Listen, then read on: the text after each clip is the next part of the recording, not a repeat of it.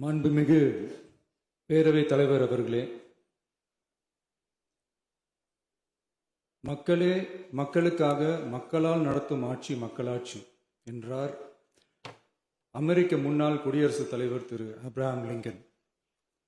இன்றைக்கு அமைந்துள்ள மக்களாட்சி மலர்வதற்கு மக்களிடம் உள்ள பெரும் எதிர்பார்ப்பு, அவர்களுடைய எதிர்பார்ப்புகளை இப்பேரவையின் கவனத்திற்கு கொண்டு வந்து அதனை செயல்படுத்துவதற்கான திட்டங்களை, சட்டங்களை அமல்படுத்த வேண்டிய பொறுப்பு இப்பேரவைக்கு உள்ளது.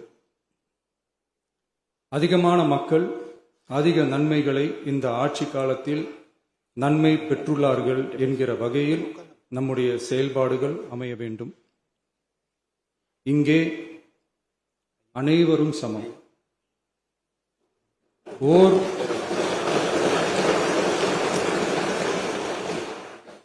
ஓர் உறுப்பினரை கொண்ட கட்சிகள் இங்கே இடம் பெற்றிருந்தாலும் அவர்களுடைய கருத்துகளுக்கும் அதிக எண்ணிக்கை பெற்ற தமிழக வெற்றிக் கழக உறுப்பினர்கள் தெரிவிக்கும் கருத்துகளுக்கும் சமமாகவே மதிப்பளிக்கப்பட்டு நல்லவை ஏற்கப்பட்டு அல்லவை நிராகரிக்கப்பட்டு ஜனநாயகத்தின் இதயமாகவும் மூளையாகவும் இப்பேரவை செயல்பட வேண்டும். அதற்குரிய வகையில் பெருமை வாய்ந்த வரலாற்று சிறப்பு கொண்ட இப்பேரவையை நடத்தி செல்லும் பண்பை பெற்றுள்ளவரையே தமிழக வெற்றிக் கழகம் முன்மொழிந்து தாங்கள் இன்றைக்கு இந்த ஆசனத்தில் அமர்ந்துள்ளீர்கள். மாண்புமிகு பேரவைத் தலைவர் அவர்களே, தாங்கள் பேரவைத் தலைவராக ஒருமனதாக தேர்ந்தெடுக்கப்பட்டுள்ளீர்கள். தங்களை இந்த ஆசனத்தில் மாண்புமிகு பேரவை முன்னவரும் எதிர்க்கட்சி தலைவரும் தங்களுடைய கரங்களை பிடித்து அழைத்து சென்று அமர வைத்தார்கள். இந்த சம்பிரதாயம் எப்படி வந்தது என்று சொன்னால் சுவாரஸ்யமாக இருக்கும். பெரிய வரலாறு சம்பவத்தில் உள்ளது. இங்கிலாந்து நாட்டில் உள்ள பாராளுமன்ற நடைமுறைகளை போன்றதே நம்முடைய பாராளுமன்ற நடைமுறைகளும். மன்னராட்சி இருந்த காலத்திலேயே அங்க பாராளுமன்றம் இயங்கியுள்ளது. அக்காலத்தில் அனைத்து அதிகாரங்களையும் பெற்ற மன்னரும் இருந்தார், பாராளுமன்றமும் இயங்கியது. அங்கே மன்னர் ஒரு பணியை செய்ய வேண்டும் என்று விரும்புவார், பாராளுமன்றம் அவருடைய விருப்பத்தை பெரும்பாலும் நிராகரிக்கும். மன்னர் விரும்பிய காரியத்தை பாராளுமன்றம் நிராகரித்து விட்டது என்கிற செய்தியை மன்னருக்கு சொல்ல வேண்டியவர் பாராளுமன்ற தலைவர், ஸ்பீக்கர் என்பார்கள். பாராளுமன்றத்தின் கருத்தை மன்னரிடம் சொல்ல வேண்டியவர் ஸ்பீக்கர். அதற்கு துணிவு வேண்டும். சில பணிகளை செய்வதற்குத்தான் பாராளுமன்றத்தின் அனுமதி வேண்டுமே தவிர அந்த ராஜ்யத்தில் உள்ள எந்த பிரஜைக்கும் மரண தண்டனை விதிக்கும் அதிகாரம் மன்னருக்கு உண்டு.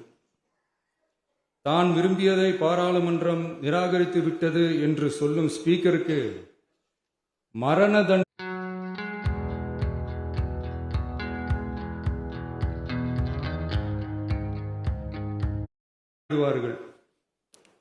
இது பலமுறை நடந்ததால் யாருமே இந்த ஸ்பீக்கர் பதவிக்கு வர விரும்ப மாட்டார்கள். எனவே புதிதாக பாராளுமன்றம் அமையும் போது ஸ்பீக்கர் பதவிக்கு ஒருவர் அறிவிக்கப்பட்டவுடன் அவர் உடனே தலை தப்பித்தால் போதும் என்று ஓட்டம் பிடிப்பார். அணை முன்னவரும் எதிர்க்கட்சி தலைவரும் அவரை தடுத்து நிறுத்தி அவர் கைகளை பிடித்து இழுத்து வந்து ஆசனத்தில் அமர வைப்பார்கள். இதுதான் அந்த காலத்தில் இருந்து வந்த மரபு. ஜனநாயக முறை ஒழிக்கப்பட வேண்டும். இந்த சம்பிரதாயம் எப்படி வந்தது என்று சொன்னால் சுவாரஸ்யமாக இருக்கும். பெரிய வரலாறு சம்பவத்தில் உள்ளது. இங்கிலாந்து நாட்டில் உள்ள பாராளுமன்ற நடைமுறைகளை போன்றதே நம்முடைய பாராளுமன்ற நடைமுறைகளும். மன்னராட்சி இருந்த காலத்திலேயே அங்க பாராளுமன்றம் இயங்கியுள்ளது. அக்காலத்தில் அனைத்து அதிகாரங்களையும் பெற்ற மன்னரும் இருந்தார், பாராளுமன்றமும் இயங்கியது. அங்கே மன்னர் ஒரு பணியை செய்ய வேண்டும் என்று விரும்புவார், பாராளுமன்றம் அவருடைய விருப்பத்தை பெரும்பாலும் நிராகரிக்கும். மன்னர் விரும்பிய காரியத்தை பாராளுமன்றம் நிராகரித்து விட்டது என்கிற செய்தியை மன்னருக்கு சொல்ல வேண்டியவர் பாராளுமன்ற தலைவர், ஸ்பீக்கர் என்பார்கள். பாராளுமன்றத்தின் கருத்தை மன்னரிடம் சொல்ல வேண்டியவர் ஸ்பீக்கர். அதற்கு துணிவு வேண்டும். சில பணிகளை செய்வதற்குத்தான் பாராளுமன்றத்தின் அனுமதி வேண்டுமே தவிர, அந்த ராஜ்யத்தில் உள்ள எந்த பிரஜைக்கும் மரண தண்டனை விதிக்கும் அதிகாரம் மன்னருக்கு உண்டு. தான் விரும்பியதை பாராளுமன்றம் நிராகரித்து விட்டது என்று சொல்லும் ஸ்பீக்கருக்கு மரண தண்டனை விதிக்கும்படி ஆணையிடுவார். தலையை வெட்டி விடுங்கள் என்று ஆணையிடுவார்கள். இது பலமுறை நடந்ததால் யாருமே இந்த ஸ்பீக்கர் பதவிக்கு வர விரும்ப மாட்டார்கள். எனவே புதிதாக பாராளுமன்றம் அமையும் போது ஸ்பீக்கர் பதவிக்கு ஒருவர் அறிவிக்கப்பட்டவுடன் அவர் உடனே தலை தப்பித்தால் போதும் என்று ஓட்டம் பிடிப்பார். அணை முன்னவரும் எதிர்க்கட்சி தலைவரும் அவரை தடுத்து நிறுத்தி அவர் கைகளை பிடித்து இழுத்து வந்த ஆசனத்தில் அமர வைப்பார்கள். இதுதான் அந்த காலத்தில் இருந்து வந்த மரபு. ஜனநாயக முறை ஏற்பட்ட பிறகும் இம்மரபு தொடர்கிறது. நிச்சயமாக தமிழக வெற்றிக் கழக உறுப்பினர்கள் அனைவருமே உங்களுக்கு உதவிகரமாகவே இருப்பார்கள் என்கிற வாக்குறுதியை இந்நேரத்தில் அளிக்க விரும்புகிறேன். பேரவையின் மாண்பையும் கண்ணியத்தையும் பேரவை உறுப்பினர்களின் கண்ணியத்தையும் காக்க வேண்டிய பொறுப்பை உங்களிடத்தில் ஒப்படைத்திருக்கிறார்கள்.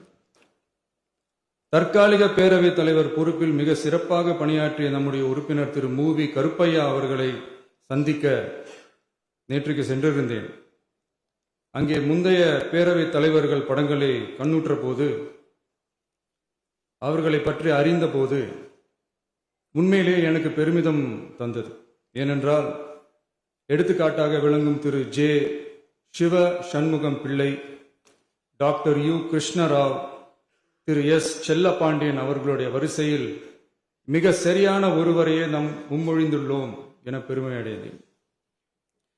அதே போன்றுதான் நம்முடைய பேரவை துணைத் தலைவர் அவர்களும் நீங்கள் இருவருமே மிக சாதாரண குடும்பத்தில் பிறந்து மக்கள் பணியாற்ற வேண்டும் என்கிற அவாவில் செயல்பட்டு வந்தவர்கள். குணம் நாடி குற்றமும் நாடி அவற்றுள் மிகை நாடி மிக்க கொளல் எனும் வள்ளுவரின் வாய்மொழிக்கேற்ப சட்டமன்ற நடவடிக்கைகள் சீராக, செம்மையாக, அமைதியாக நடைபெறும் வகையிலும் சட்டமன்ற ஜனநாயக பண்புகள், நெறிமுறைகள் பேணி பாதுகாக்கப்படும் வகையிலும் இந்த அவைக்கு பேரவை தலைவரும் பேரவை துணைத் தலைவரும் பெருமை சேர்ப்பீர்கள் எனும் நம்பிக்கை எனக்கு உண்டு. அரசியலுக்கு அப்பாற்பட்டு மனிதர்களை மதிக்கும் நல்ல பண்புகள் நிலைநாட்டப்பட வேண்டும். தமிழ் பண்பாடு போற்றப்பட வேண்டும். அவையின் மரபும் மாட்சிமையும் மதிப்பும் காக்கப்பட வேண்டும் என்ற நல்லெண்ணத்தின் அடிப்படையில் அந்த பதவி ஏற்றுள்ள தங்கள் இருவராலும் காப்பாற்றப்படும் என்னும் நம்பிக்கையை மீண்டும் தெரிவித்து என் உரையை நிறைவு செய்கிறேன். நன்றி, வணக்கம். மாண்புமிகு பேரவை துணைத் தலைவர் அவர்கள் நன்றி.